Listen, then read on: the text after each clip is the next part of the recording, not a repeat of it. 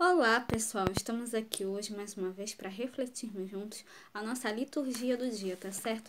E hoje, nessa terça-feira, as leituras falam pra gente que de maneira especial, nós possamos rezar na celebração da festa da Cátedra de São Pedro, pelo Papa Francisco, em favor da Igreja de Jesus e de seus ministros. Então, a primeira leitura de hoje está em 1 Pedro, capítulo 5, versículo 1 a 4. 1 Pedro, capítulo 5, versículo 1 a 4.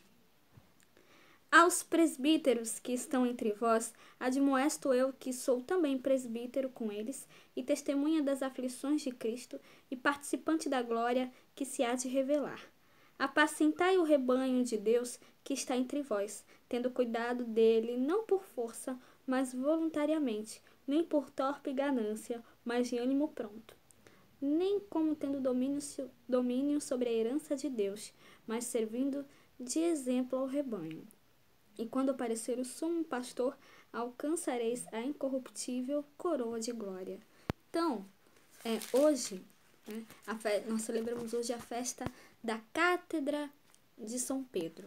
Nós somos convidados a lembrar a figura do apóstolo Pedro, a quem Cristo constituiu pastor e guia do seu rebanho. Então, a Cátedra de Pedro evoca a autoridade conferida ao apóstolo, a quem o próprio Jesus fez com que se tornasse uma fortaleza, uma rocha de edificação. Então, na primeira leitura, a carta de Pedro exorta aos demais pastores. Ele fala o seguinte, Sede pastores do rebanho de Deus, confiado a vós. Cuidai dele não por coração, mas de coração generoso, não por coação, Cuidai dele não por coação, mas de coração generoso, não por torpe ganância, mas livremente. Então, que nós possamos, sempre, cada vez mais, nos colocar a serviço de Deus, e a serviço de todos, a serviço dos nossos irmãos, que nós possamos sempre cuidar-nos uns dos outros. E agora, falando do Evangelho, hoje ele está em Mateus, capítulo 16, versículo 13 a 19. Mateus, capítulo 16, versículo 13 a 19.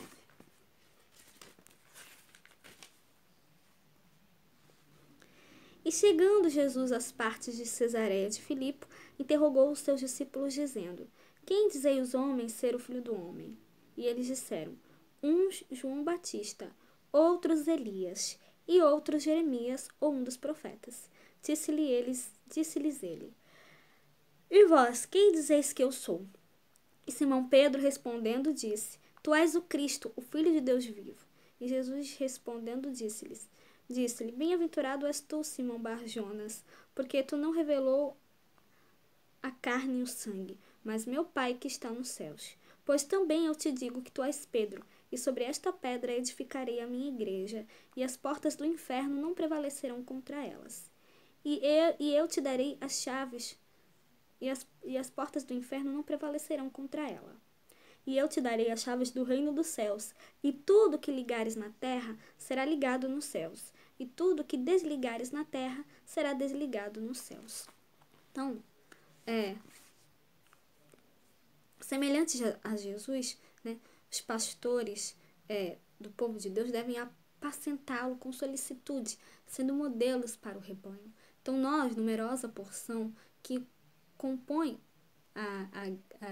o rebanho do Senhor, devemos sempre rezar por nossos padres, sobretudo pelo Santo Padre, o Papa Francisco, que da sua cátedra, para que da sua cátedra ele possa realmente apacentar, cuidar do rebanho, do santo povo de Deus, segundo o coração de Jesus, e que continue sendo sinal de unidade para toda a igreja, que espera confiante o encontro definitivo com o pastor eterno, assim, como Pedro disse aqui na leitura do Evangelho, quando Jesus pergunta aos discípulos quem as pessoas dizem que ele é, E aí os discípulos disseram,